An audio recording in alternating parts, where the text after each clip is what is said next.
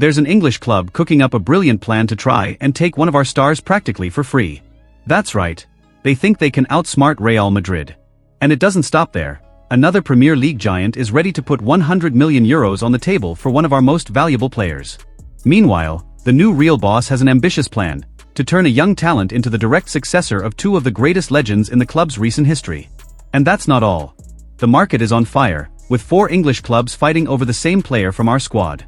To make things worse, a star who had been a key piece will be out for months, even missing the first El Clasico of the season. If you love Real Madrid and want to know the truth behind these moves, subscribe to the channel now. Here it's hot news, fearless opinions, and that passion only a true Madridista understands. According to Defensa Central and Team Talk, Arsenal is seriously considering a move that, in their eyes, seems strategic, but for Real Madrid and its fans sounds completely out of context: taking Rodrygo to London in the 2025-26 season. The plan presented would be a 1-year loan with a purchase clause at the end of the season. In practice, the English club wants to use the player now and decide later if they will pay for him. In theory, it's a low-risk move for Arsenal. If the player performs well, they exercise the buy option. If not, they return him to Real Madrid without significant losses. However, reality is not that simple. Real Madrid has made its conditions clear and public: a minimum of €90 million plus performance bonuses. There's no chance of negotiating below that, no discounts, and certainly no loans for a player of this level. On top of that, Arsenal seems to be ignoring a key point. Rodrygo has already communicated, through his representatives, that he wants to stay at Real Madrid. Even before going on vacation, the forward told the board directly that he had no interest in leaving the club. And now, back in pre-season training, he remains firm in that decision. Even after a season in which he started only 22 La Liga games and played just 92 minutes in the Club World Cup under Xabi Alonso, Rodrygo is not looking for a new destination. On the contrary, he is determined to earn a bigger role and more importance in the squad. Coach Xabi Alonso has even described him as a special player, and acknowledges that he's capable of deciding important matches. This trust from the manager reinforces the stance of both the club and the player that now is not the time for a departure. However, Arsenal is not the only interested party. According to Caught Offside, 3 other Premier League clubs are monitoring Rodrygo's situation: Liverpool, Tottenham, and Manchester City. Liverpool sees the Brazilian as an alternative if they fail to sign Alexander Isak from Newcastle, and after Luis Diaz's move to Bayern Munich, they urgently need to strengthen their attack.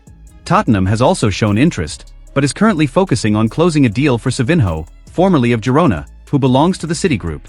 Here's where things get interesting. If Tottenham secures Savinho, Manchester City could have a clear path to try to advance negotiations for Rodrygo.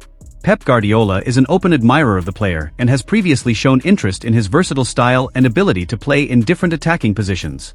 Even so, Real Madrid's stance is firm. Any interested club must present an offer between €90 and €100 million. And even if that amount is put on the table, they will still have to convince Rodrygo to leave the Bernabeu. Something that, for now, seems unlikely. While the market remains heated and rumors swirl, Rodrygo stays focused on training at Valdebebas, working hard to prove he deserves an even more important role in the upcoming season. And you, Madridista fan, what would you do in this situation? If one of these Premier League giants came in with €100 million right now, would you sell Rodrygo or keep him to continue defending Real Madrid? Share your opinion in the comments and join the discussion. According to Marca, Xabi Alonso has an ambitious, almost revolutionary plan for Arda Guler. Instead of keeping the young Turk out wide on the right, where he's played most of his short Real Madrid career, Alonso wants to turn him into a central midfielder, and not just any role. He wants Guler to take on the responsibilities that for over a decade belonged to 2 living club legends, Luka Modric and Toni Kroos.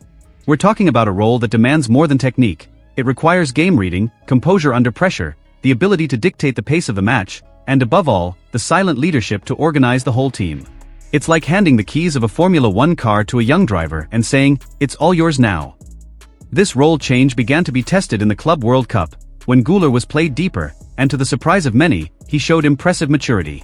He displayed sharp vision, precise ball control, and above all, the ability to speed up or slow down the game as the team needed, a skill that few players in the world possess. The timing for this transformation couldn't be more delicate.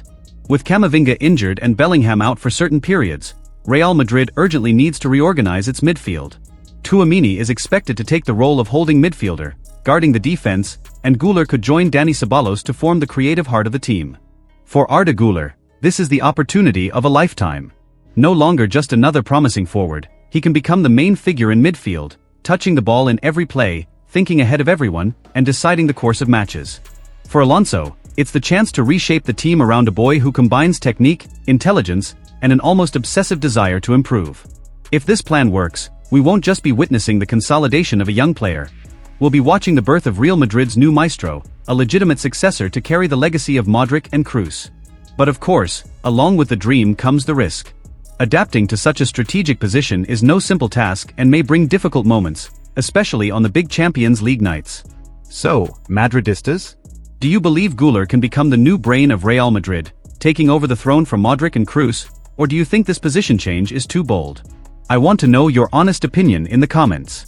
According to information from AS newspaper, midfielder Jude Bellingham, one of the most decisive and consistent players in the squad, will not return to action for Real Madrid before November. The news is a heavy blow for the team, considering that the Englishman has been a key piece in practically every important moment since his arrival. Bellingham has played more than 100 matches wearing the Real Madrid shirt, and what's most impressive is that he did so while dealing with a chronic shoulder problem. Even with constant pain and physical limitations, he maintained an extremely high work rate, contributing to decisive plays, scoring important goals, and helping to secure results in high-pressure matches. After the Club World Cup ended, the situation reached a point where surgery was unavoidable. He underwent the procedure the week after the competition and then began the first stage of recovery in the Caribbean. There, he was able to combine moments of rest to mentally recover from the long season with light training sessions and specific exercises to strengthen the operated area. However, this is not a simple injury. The surgery performed on his shoulder requires special care and a prolonged rehabilitation period, as any premature effort could compromise the success of the treatment. According to estimates, Bellingham will be sidelined for around 3 months, which means missing up to 10 matches of the new season. Among them is one of the most anticipated fixtures of the year, the first El Clasico against Barcelona. His absence forces Xabi Alonso to completely reorganize the team's creative sector. In the role of attacking midfielder, the task of creating plays and making runs into the box will likely be shared between Arda Guler, Dani Ceballos, and young Franco Mastantuono. For the more defensive part of the midfield, the coach will be able to count on Federico Valverde, Eduardo Camavinga, once he recovers from his own injury, and Aurelien Tchouameni. Last season only reinforced Bellingham's importance: 32 La Liga starts and 17 direct goal contributions, all while playing through constant pain. This ability to perform under pressure and with physical limitations is an indicator of what he can deliver when fully fit. The club's expectation is that upon his return, Bellingham will not only regain his best form but reach an even higher level, as the shoulder problem, which has bothered him since the start of his career, will finally have been resolved.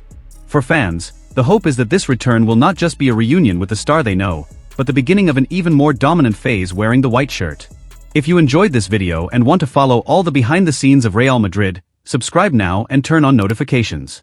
Hear its passion for the greatest club in the world, hot information, and fearless opinion. Madrid is huge, and here we defend it until the very last minute.